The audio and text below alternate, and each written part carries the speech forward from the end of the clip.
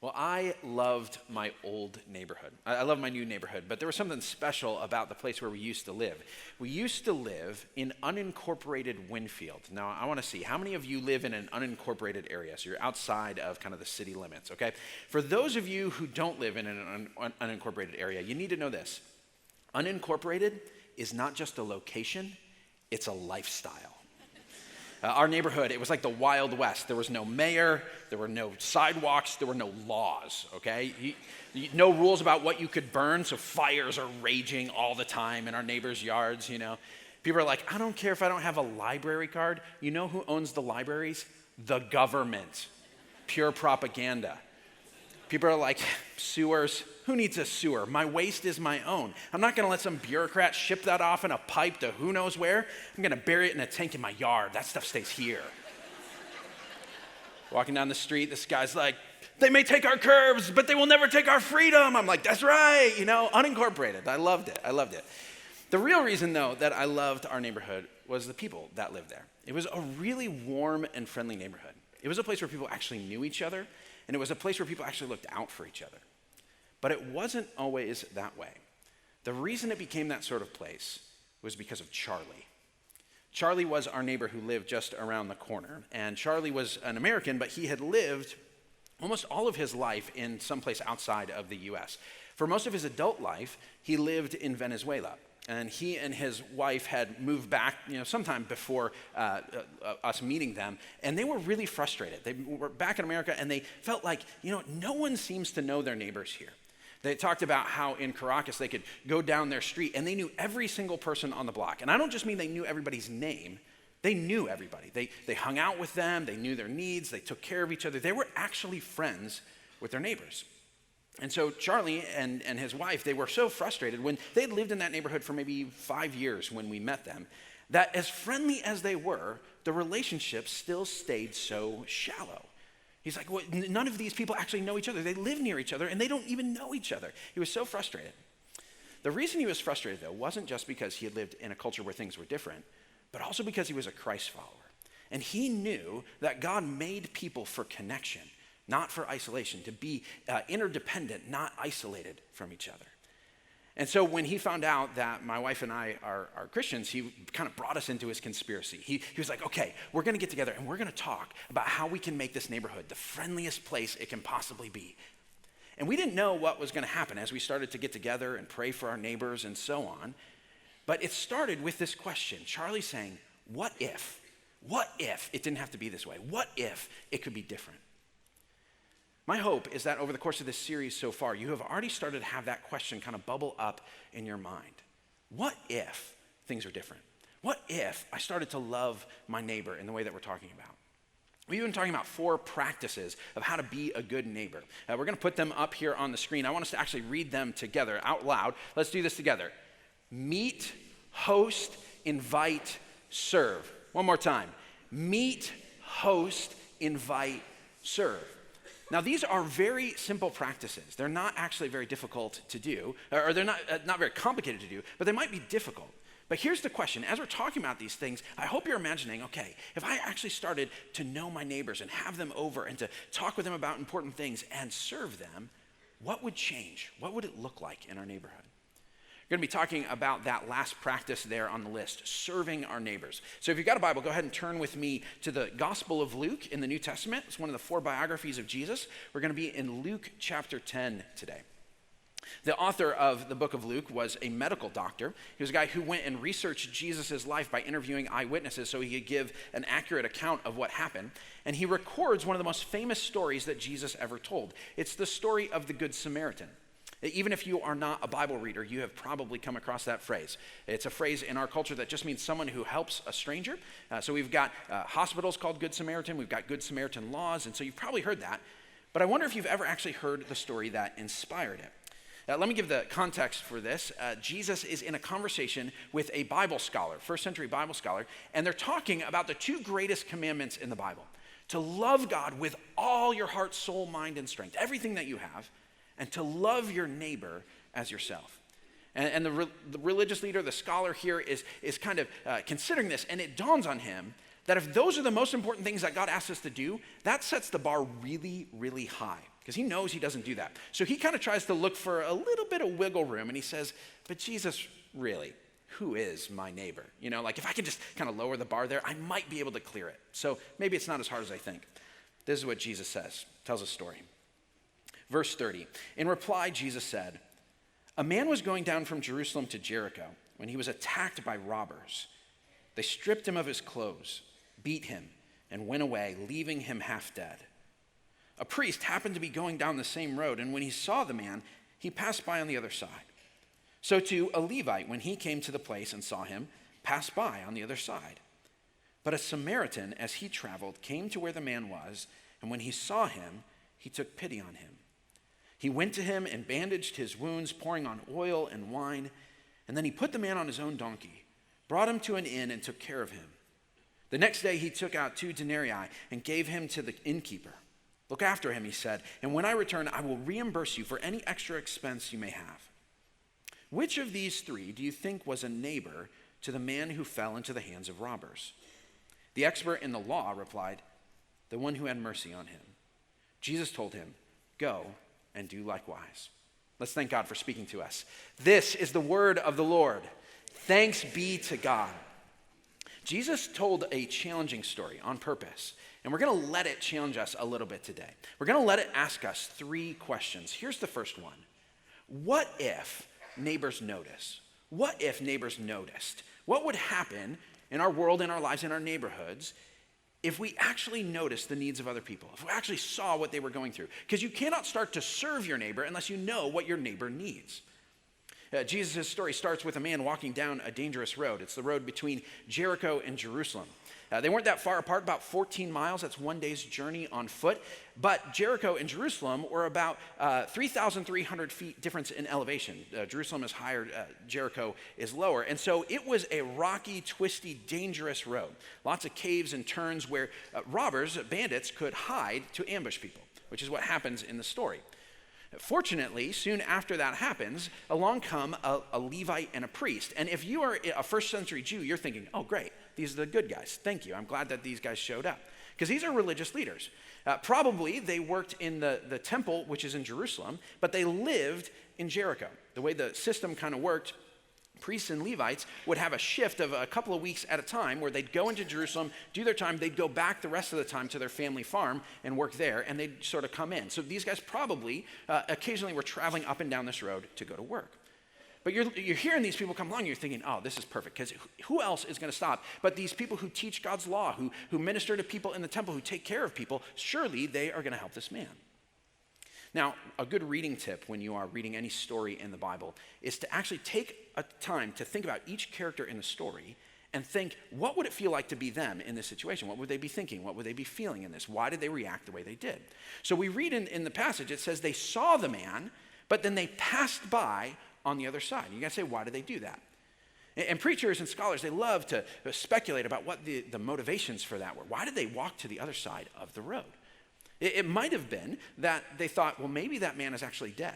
And for a priest and a Levite, if you touched a dead body, it made you ritually unclean, which meant that you weren't allowed to go into the temple. You had to go through some ceremonies, some time to make sure that you were cleansed before you could go back in. So they're thinking, we're not allowed to touch a dead body. Or they might have been thinking, it's still dangerous. You know, the robbers, they might still be around. This is another ambush, so we're not going to go over there, stop, and sort of put ourselves at risk. Or maybe they're thinking, we're in a hurry. We got things to go. We got to get back to our family, or we got to get to the temple. We don't have time to stop. We don't actually know what their motivations are, why they didn't stop, because Jesus doesn't tell us. And I think that might be on purpose. Here's why. You don't need Jesus to give you a reason. You can already think of all the reasons yourself, can't you? It does not take long. You're really tempted the first time you read it to be like, I would have stopped. What are these guys doing? But in one moment, you can think of 10 reasons why it would be a really bad idea to do it. And so I was reading this week, and I'm like, yeah, I bet you I would have. But then my phone rang, and I looked at my phone, and I saw it was someone. I knew this conversation was going to be complicated and difficult, and I was like, not now. And you're going to judge me, but you all know you've done that. You've all done that, right? Which means when we look at the priest and the Levite, we say, oh, I'm that person too. I've got all those same excuses and fears and motivations in my heart that would make me avoid someone else in need. I've been talking about loving our neighbors this entire time. and talking about it as if the challenge were a practical challenge. Like, how do we meet them? How do we host them? How do we do it? But the problem for us is not the how all the time. It's just even wanting to do it. It's one of the things we have to admit. It's almost cliche to talk about people who, in the suburbs, they drive into their driveway, they go directly in their garage, close the garage, walk in their house, they never see anybody. And it's a cliche, but it's actually true. We kind of do that, don't we? But the really sad thing is, we kind of do it on purpose. We don't want to get tangled up in our neighbor's business. Even if we don't physically avoid our neighbors. Have you ever found yourself in a conversation just sort of making sure it doesn't get too deep, kind of skimming on the surface? It's fine to talk about things, but if it gets too personal, hey, that's none of my business, that's none of your business, and you change the subject. Sometimes we are actively avoiding getting close enough to see our neighbor's needs. It might get messy if we do. It might get costly. What keeps you from noticing your neighbors and their needs? Is it your busyness? Simply don't have time or energy to let another person into your life? Is it your fear? Is it because they're different from you? Think about the Samaritan who ended up helping this man. They were culturally different. They were religiously different. They would have been from different classes and groups of people. They would have been crossing lines that normally weren't crossed. This week I was talking with someone who, in an effort to meet his neighbors, had a party. They had kind of a block party. And they had just moved into this neighborhood, so they didn't really know people. And what they didn't realize is that a good portion of the neighborhood were actually immigrants from India, and many of them were Hindu.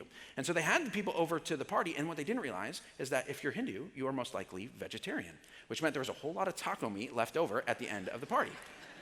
Now, in that sort of situation, that cultural difference, you might say, oh, whoa, I'm nervous about that. I don't want to offend. I don't know what to do. I don't know if I'm going to know how to relate to that situation. And for many of us, when we encounter that, even though it might be as simple as a menu change, it intimidates us enough that we say, I'm just not going to try that. I can wave from afar, I can be friendly, but I'm not going to get close enough to get in the mess of that because we're intimidated by those differences. It might not just be a cultural difference. It might be an age difference or a difference in your kind of family situation. Maybe you have a newborn and they're empty nesters. Maybe you're divorced and they're newlyweds. Maybe you're a high school student and they're retired. The world tells us people in these different groups can be friendly, but we can't actually be friends, and so we keep our distance. But when we do that, we never actually get the chance to see what our neighbors' needs are. What keeps you from seeing your neighbors? A lot of times I don't see my neighbors' needs simply because I'm not paying attention. Our neighbor Charlie, one of the things he told us to do is he said, I want you to keep your eyes and ears open when people mention things that might be tough in their life. Pastor Jared said something similar to this last week when he talked about listening when people share their pain. It might just be a passing comment, an upcoming surgery or a kid that's struggling in school or a home repair that's costing more or taking longer than it should have. When they say those things, notice them, and instead of walking to the other side of the road, figuratively in the conversation, follow up with a question. How are you feeling about that? Who's helping you out with that? What's going on with that? Of course, it might not be something they say. It might actually be something you just observe. You've noticed that an elderly family member has moved in. Seems like they're taking care of someone. There's a car in the driveway that hasn't moved for months. Maybe an ambulance shows up at someone's house. When my wife was teaching in Bartlett High School, she would bring in people from different career fields to talk to her students to kind of expose them to different possibilities of what they might want to go into when they were adults. And so one time she brought in a local fire chief who told them that a lot of times the majority of ambulance calls, 911 calls, are not for people who are seriously injured. It's for people who are isolated, alone, and afraid. It's often people who are shut in and they call, something simple happens, something breaks, they hear a noise and they're just nervous. They don't know who else to call, so they call 911. You see an ambulance show up. If it shows up more than once, you might think, I don't want to get in their business, but maybe what that neighbor actually needs is someone who sees them, someone who notices them, someone who's willing to step forward and say, hey, do you need some help? Do you need someone to be there for you? So back to the question, what happens? What if neighbors noticed each other? What would begin to happen? We would begin to care. We would begin to care for each other. This is the second question. What if neighbors cared? What if we actually cared? Filmmakers, when they design the opening scenes of a film, are very, very deliberate. Because one of the things they're trying to do at the very beginning of a movie is establish which character you're supposed to identify with. They're trying to tell you this is the character that you're supposed to follow along, and you're going to view this story through their point of view. So in Toy Story, in those movies, the very first character you see is Woody. So you know this is his story. I'm going to see the story through his thing. Iron Man, Tony Stark is the first person to talk. You'll notice this as you watch movies. Oh, they've told me this is the character I'm supposed to pay attention to. I'm supposed to follow along. Their perspective is the one that I see the story through. And usually it's the hero of the story that happens. Jesus uses this technique in his story.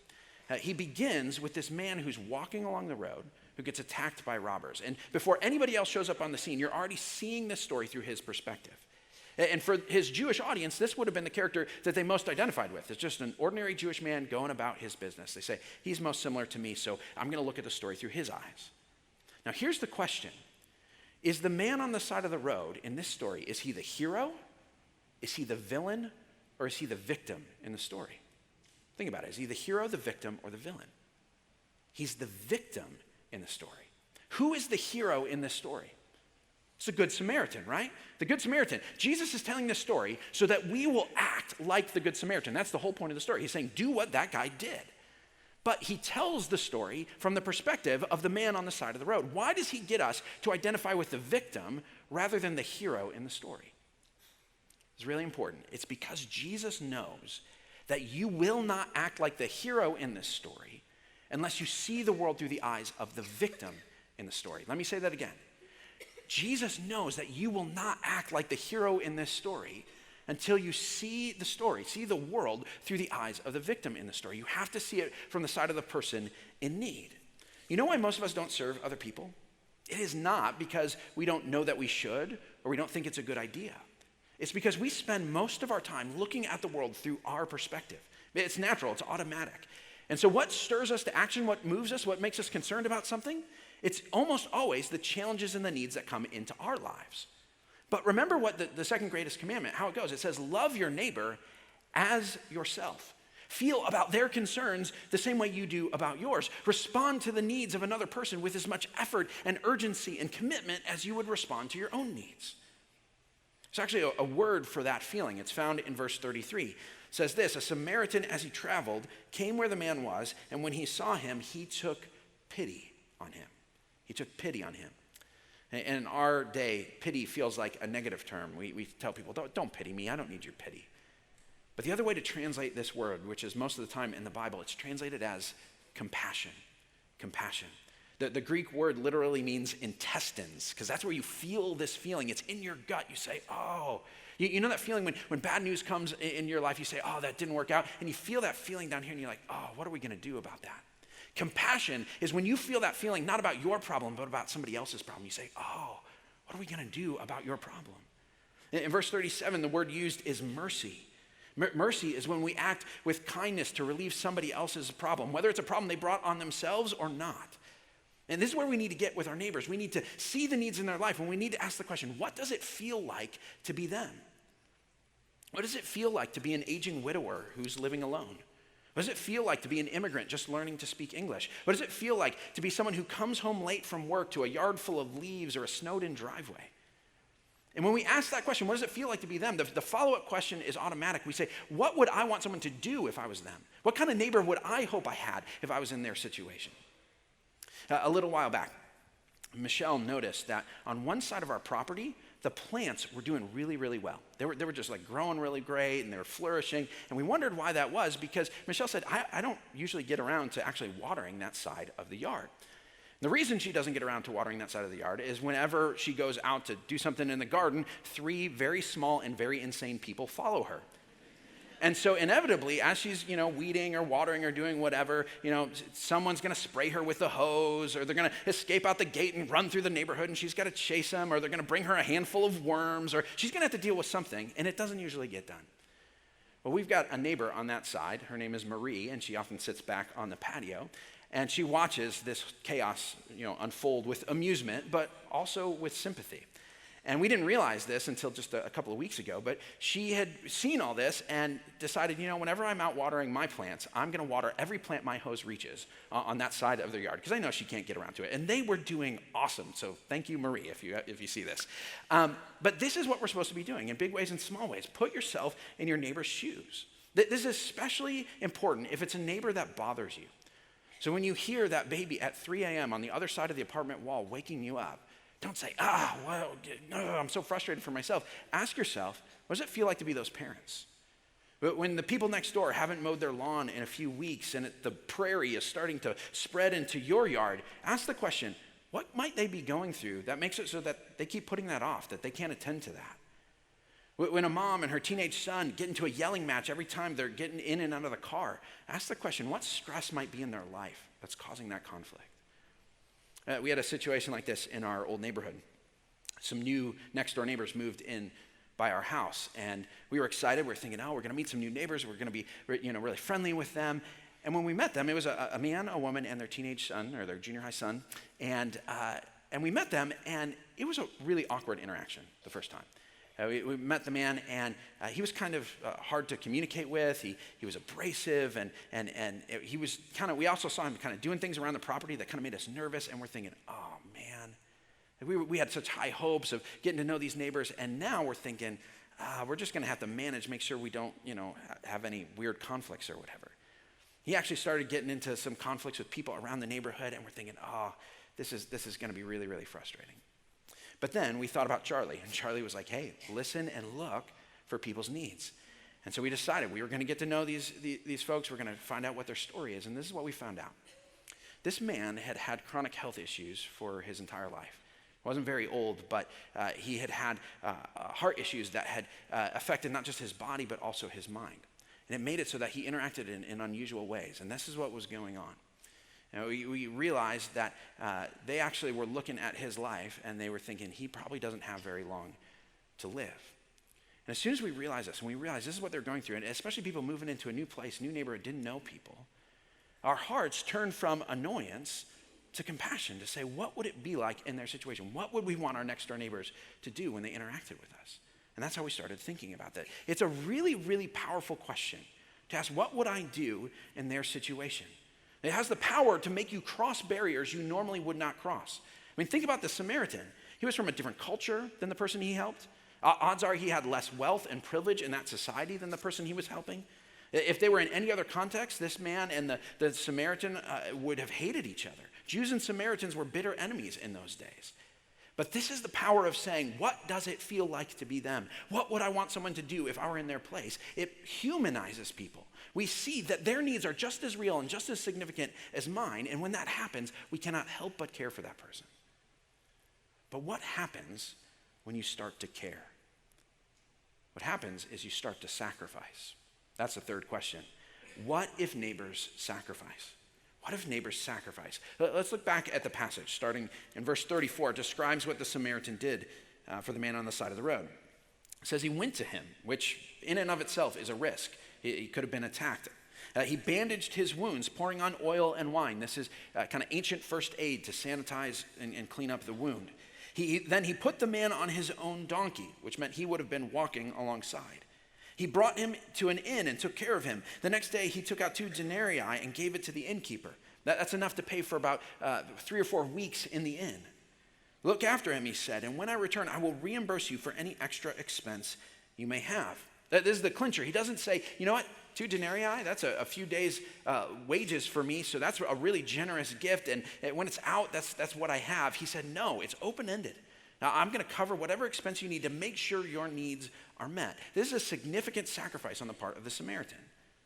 But remember, the command Jesus is talking about is to love your neighbor as yourself. What would you do for you if you were in that situation, if you could? Now, I realize this kind of sacrifice is probably not something we are prepared to do for our neighbors right away. Many of us are still working on learning the names of our neighbors. We're not ready to pay their medical bills yet. But nevertheless, we've got to start somewhere. We've got to start with even simple ways, even if it's just the shallow end of the pool of saying, I'm going to do something for the people around me.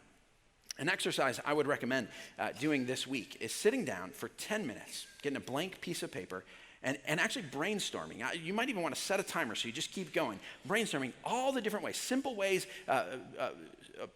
little ways to show that you care, kindness, to serve your neighbors around you. Now, maybe you want to do this with your family or with your community group. I did this before this message, and so I have my list. I'm going to share some of these with you to kind of get you jump-started. I'm sure you'll be able to think of even more. But here's some of the things you could do. If you hear someone mentioning that they're going on a trip, offer to get their mail or their trash, or if you're feeling really sacrificial, to drive them to the airport.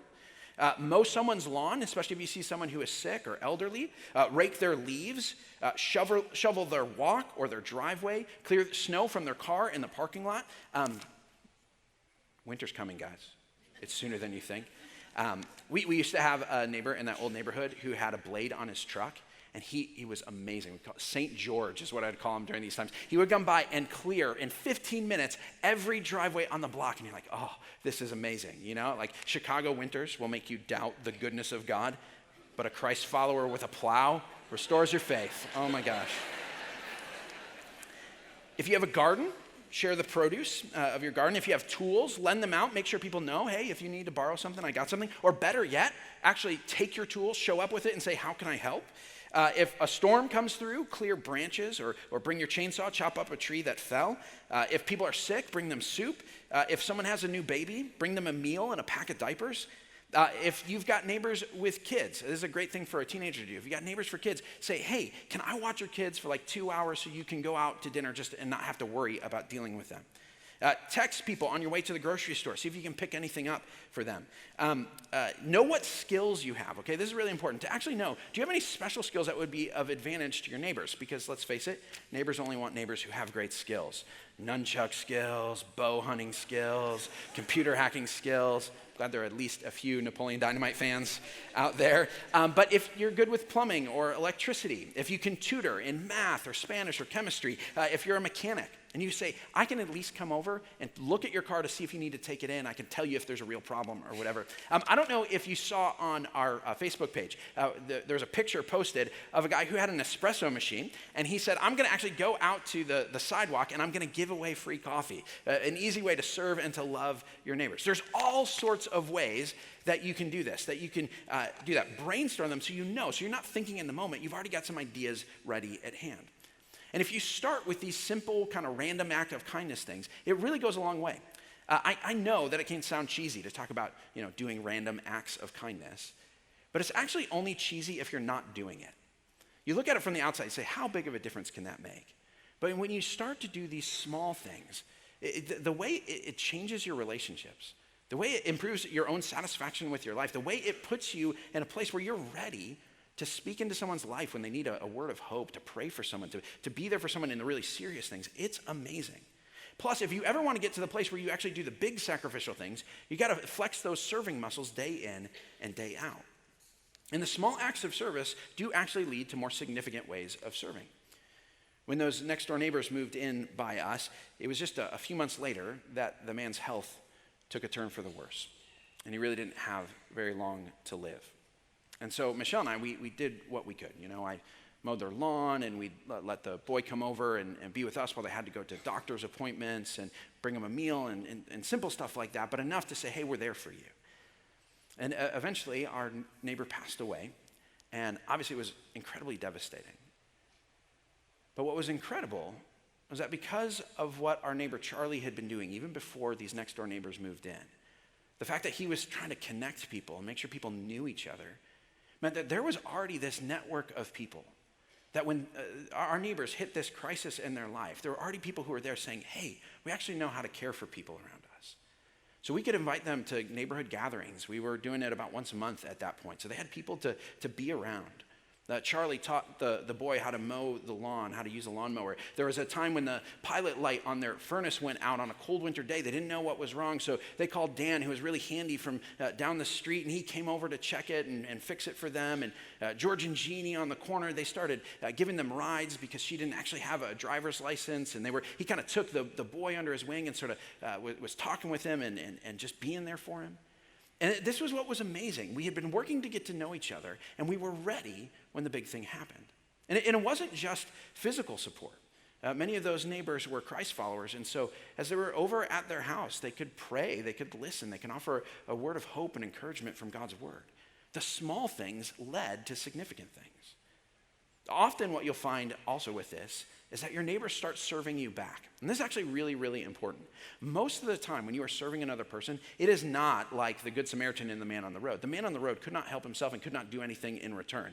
Most of the time, it's not like that. Most of the time, it's a two-way street. It should not be one-sided when you're serving another person.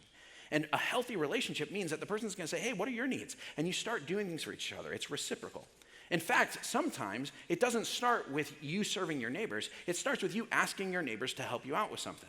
So I got a project going on, or I need to borrow something, or could you check my mail, or whatever. You ask them to do something, and it begins that two-way relationship. Sometimes it doesn't start by neighbors serving each other. It actually starts with neighbors serving together. In this neighborhood, there was a stretch of kind of empty lots that had trees on it. It was several blocks long, and it had these just little patch of woods there. And our neighbor Charlie, again, he went back there one time, and he found a couch back there and some empty liquor bottles. And another time, some teenagers in the middle of the night came and knocked on the door of his house and said, "Our friend is passed out back there, and we don't know what to do." And so Charlie realized, he's like, this is not a safe situation. We've got to do something about it. So he rallied the neighborhood. He said, what do we do to clean this place up? And so we actually went into those lots, and we started clearing out some space. We made a little area where you could actually see and sit, and put a little bench in there, and made it a place where people would want to hang out. We built a little bridge over the ditch so that people could walk in there. And then Charlie actually was like, I'm going to teach the teenagers in the neighborhood how to use a chainsaw. They're going to love it, and they did. And they started clearing out walking paths. And we had several blocks of walking paths that actually connected to the prairie path. And so we made this space a place people would want to be in, rather than a place that was hidden. And it became a place where the neighborhood rallied around it. It became a place that we served together, and a place that we got to know each other. And sometimes that's the way this begins. This is actually one of the things we want to do with our year-end gift this year. Every year we take a year-end gift, and for most churches, the majority of money that comes in at the end of the year in the month of December, that's what they use to meet their budget. It's when most of the money comes in a church. But around here, you guys are generous all the time, which means for our year-end gift, we can give most of it away to outside causes outside of our church. So this year, again, we are going to be giving away at least 70% of what we bring in the year-end gift. And in the next month, we're going to be unveiling some of the details of what that is. But I wanted to give you a sneak preview because it's related to this idea of loving our neighbors. We're going to call the year-end gift Neighbors in Need. And we're going to be raising money so that will both allow us to serve our local neighbors and serve with our neighbors. In order to serve our local neighbors, part of the money is going to go to special projects related to our community impact partners at each of our campuses and different focus areas that we have to help vulnerable children, to help end human trafficking in our area. So we're going to be doing some projects with them. But the other part of the money is going to go to fund meals that we are going to pack with Feed My Starving Children. And our hope is to bring in enough money to do several 100,000 meals together. And early in the new year, what we're going to do is we're actually going to pack those meals at our 4 campuses. We're going to invite all of you, but also invite you to invite your neighbors to come and pack with us so that we can do something for people who need food together, and that way draw us close to our neighbors to get to know them while doing something for the sake of people in need. So it's going to be really great. We're going to tell you more about this next month, but look forward to that because it's going to be a great way for you not just to bless people with your money, but also get to know your neighbors. Here's the big question, though, with this. With all of this serving stuff, how do we get to the point where we actually want to do it? I mean, it sounds wonderful when you hear about serving your neighbors. It sounds great when somebody else is doing it. Like Charlie, thank you for letting me tell your stories, Charlie, because, you did all this amazing stuff. But what about me?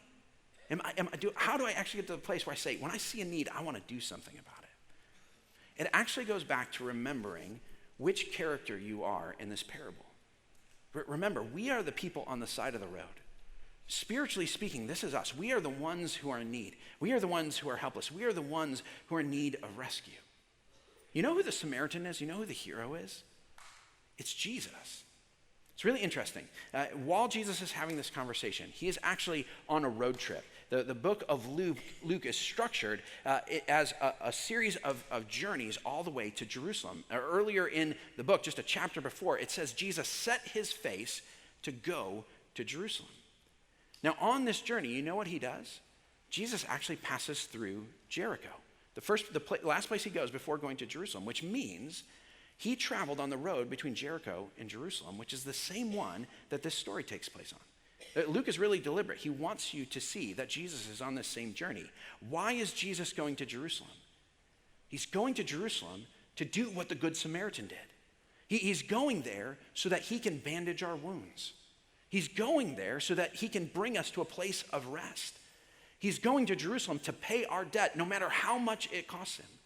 He is going there to ensure that we get healed. He is going there to serve us in our state of deepest need. But think about this. How is Jesus going to do all of that in Jerusalem? By taking our place on the side of the road. What happens to Jesus in Jerusalem? He is attacked. He is stripped. He is beaten. And he is left on the side of the road to die on a cross. This is what Jesus does. In order to meet our needs, he takes on our suffering and our pain. And when we see that, that is what transforms us into people who can actually serve our neighbors. When we realize our own helplessness, what it does is it melts our hearts towards people around us.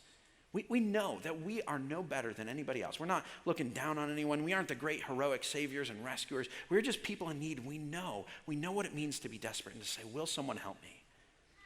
And when we see the way Jesus loved us, the way he gave himself for us to provide everything that we need, it frees us. We can give ourselves away in service and sacrifice for others because we know that because he's loved us, we are secure. We have everything that we need. We aren't afraid to sacrifice because his sacrifice has provided for us. We can love our neighbors because he has first loved us. And you know what happens when we actually start to do it? We start to walk in the footsteps of Jesus and serve our neighbors. We realize it was the life we were meant to live. It's actually a life-giving way of living. We spend so much of our time curled in on ourselves, concerned about our own needs and fearful of what would happen if we give up too much. But it turns out this is a way to die, not a way to live. What gives us life is when we look out and say, oh, let me love the God who has loved me. And let me love people around me the way he has loved me. That is what gives life and brings fullness to us. So to answer the questions of this sermon, what if neighbors noticed?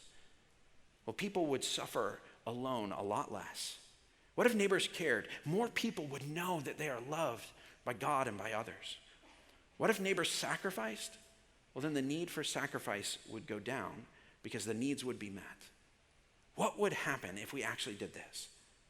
People would flourish. We would reflect the character of Christ. Our lives, our neighborhoods, our world would look more like the kingdom of God. Let's pray. Heavenly Father, all this is beyond us. It is impossible for us to pull this off on our own strength. God, we do not have hearts like you, but we know that you can give those hearts. And so we pray for that. We pray that you would help us see our neighbors, to notice their needs. That we be people who actually care, put ourselves in other people's shoes, and that we would be willing to serve and sacrifice for them. Give us the power to do that. We pray that even as we remember and look at the sacrifice of your son right now, that would give us a sense of how much you've loved us and provided for us, and that would strengthen us so that we can love in that same way. We pray this in Jesus' name.